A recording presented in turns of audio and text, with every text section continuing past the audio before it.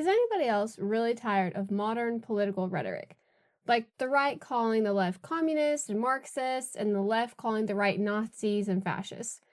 Both sides, though, have learned something very crucial that it is much easier to win by making voters terrified of the other side than by defending your own policies. And while we are focused on how evil the opposition is, neither side actually has to justify their positions on things that matter, like healthcare, the economy, foreign policy, or anything subjective. Because we're not exactly evaluating whether our side's policies make sense, but instead just making sure that we are not voting for Nazis or communists. And this is the exact dynamic that George Orwell illustrated in Animal Farm 75 years ago. The pigs who run the farm don't maintain power by having good policies or treating the other animals with dignity and respect, but instead they maintain that power by keeping the other animals afraid of external enemies and internal traitors, and by using language that is so loaded with emotion that rational discussion becomes impossible, and by making themselves synonymous with the farm itself, so that questioning them feels like betrayal. And modern politics has perfected every technique that Orwell identified. And the result is that voters on both sides are doing exactly what the animals do, accepting bad governance from their own side because they are afraid of what the other side represents. The philosopher Jason Stanley argues in his book, How Propaganda Works, that propaganda succeeds when it short circuits rational deliberation in service of an ideology. It doesn't invite you to carefully examine claims and reach reasoned conclusions. Instead, it triggers your emotional responses that bypass thinking entirely. And once we understand how this works in Animal Farm, we can start seeing it everywhere in American political discourse, not on one side, but on both simultaneously. Early in Animal Farm, the animals successfully rebel against Farmer Jones, the cruel human who owned the farm. They drive him off of the property and establish their own self governing society. But Jones is gone, and he's not coming back. And the pigs, particularly the propagandist Squealer, invoke him constantly to prevent the animals from questioning pig rule. Whenever the animals start getting restless or questioning why the pigs get special privileges, Squealer asks them a simple question. Surely there is no one among you who wants to see Jones come back. And this shuts down all discussion immediately. The animals remember how bad Jones was, and they are so afraid of his return that they accept whatever the pigs tell them, even when it contradicts what they were originally promised. The pigs are not inviting the animals to rationally evaluate the likelihood of Jones returning, or to examine whether pig policies are actually preventing his return. They are just using the specter of Jones to trigger fear that overrides thinking. And this is what Stanley identifies as propaganda: non rational messaging that bypasses deliberative faculties. The technique works because it replaces policy evaluation with threat assessment. The animals on the farm are not questioning whether the pigs governing is benefiting them, but all they know is that this is better than Jones. And since Jones represents the worst possible outcome, anything the pigs do seems acceptable by comparison. And modern politics runs on exactly this mechanism. Both parties have their Farmer Jones, and both invoke him constantly to prevent voters from examining actual policies. For the right, Farmer Jones is socialism, communism, and Marxism, the specter of Venezuela or the Soviet Union or whatever represents total economic collapse and authoritarian control. When Republican voters start to question why their party didn't deliver on promises, or why the deficit keeps growing under Republican administrations or healthcare remains broken, the answer is always pretty much the same. The Democrats are socialists. Do you want to end up like Venezuela? And this shuts down examination of Republican policy failures because it replaces evaluation with fear. And for the left, Farmer Jones is fascism, white supremacy, and the return to Jim Crow or further back to slavery.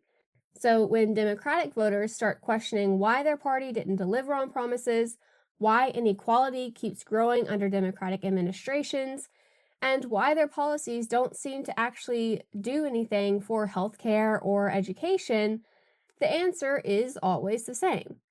Well, the Republicans are fascists. Do you really want to go back to segregation?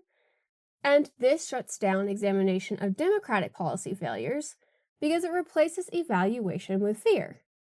So both sides benefit because neither has to actually defend their governance. Republicans don't have to explain why they didn't reduce the deficit or reform healthcare. They just have to be better than socialism. And Democrats don't have to explain why inequality grew or why promised reforms did not materialize or why education seems to be failing. They just have to be better than fascism. The bar in this case is incredibly low, but it's low by design. And just like an Animal Farm, there is truth underneath the propaganda that makes it effective.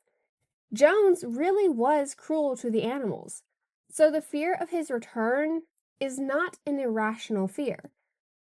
And there really are socialists on the left and ethno-nationalists on the right, so the fears each side invokes are not entirely fabricated. But the propaganda works by taking a kernel of truth and inflating it to represent the entire opposition party, so that voting against your side means voting for the worst possible version of the other side. The function is the same as Squealer's invocation of Jones.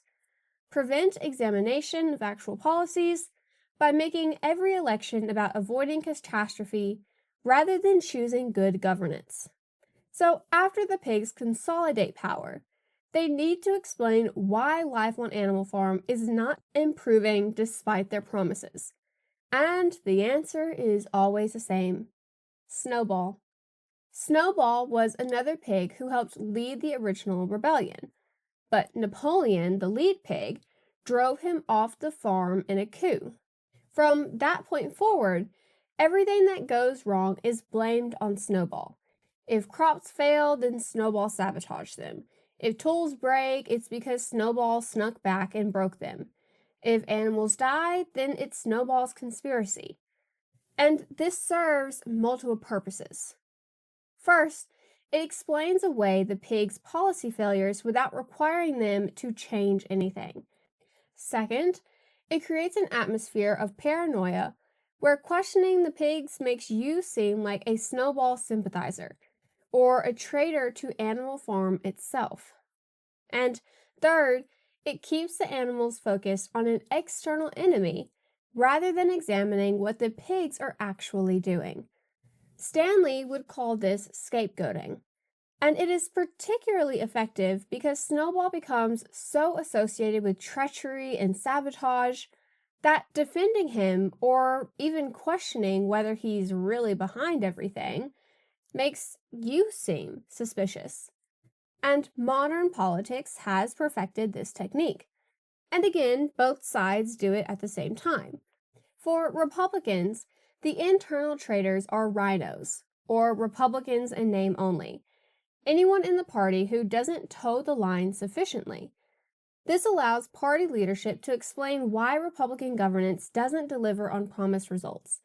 That it's not necessarily the policies that don't work, but it's that the traitors within the party are actually sabotaging them. It's always sabotage and never failed policy.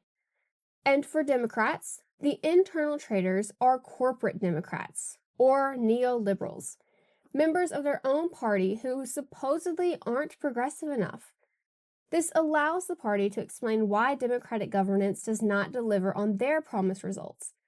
That again, it is not just the policies that don't work, but it's that corporate sellouts within the party are sabotaging them.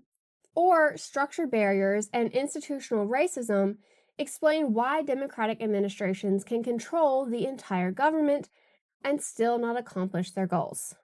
It is always systematic sabotage and never failed policy. Now, both techniques prevent voters from examining whether their side's policies would work if implemented perfectly. If something fails, it's always because of sabotage, either from the outside or from the inside, and never because the policy itself was flawed. And questioning this narrative makes you seem like a traitor to your own side, which keeps people in line through social pressure rather than through demonstrated policy success. And the result is the same as in Animal Farm. The leadership never has to take responsibility for their failures, and the base never demands accountability from their own side because they are too busy hunting for traitors and saboteurs. The ultimate technique the pigs use is making themselves synonymous with Animal Farm itself. Napoleon gradually becomes not just the leader of Animal Farm, but the embodiment of what Animal Farm represents. To question Napoleon is to question Animal Farm. To oppose Napoleon is to oppose freedom and equality and everything the revolution stood for. And of course, this happens gradually through propaganda, ritual, and constant repetition of Napoleon is always right, until opposing the leader feels like betraying the cause itself. And this is the most dangerous form of propaganda because it makes rational evaluation of leadership almost impossible.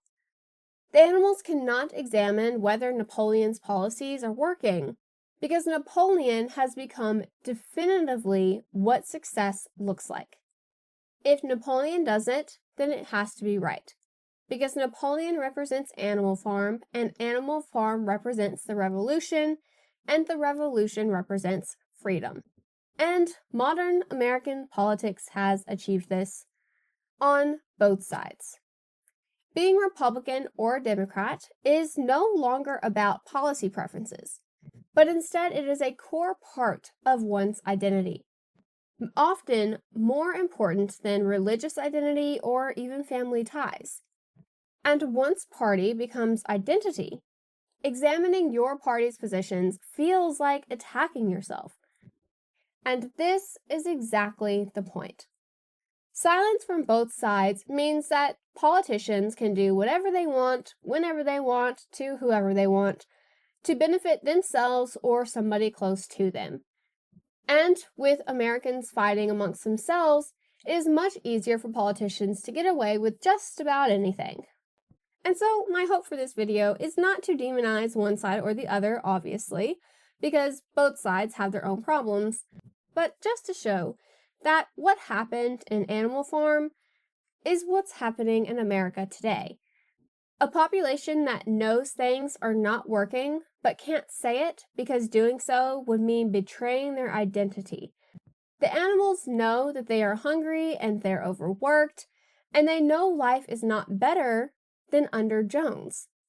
But they can't say this because Animal Farm represents freedom, and questioning whether they are actually free would mean siding with Jones, and that would mean betraying everything the revolution stood for in the first place. So, with that said, thank you guys so much for watching, and as always, don't forget to like, comment, and subscribe, and I'll see y'all next time.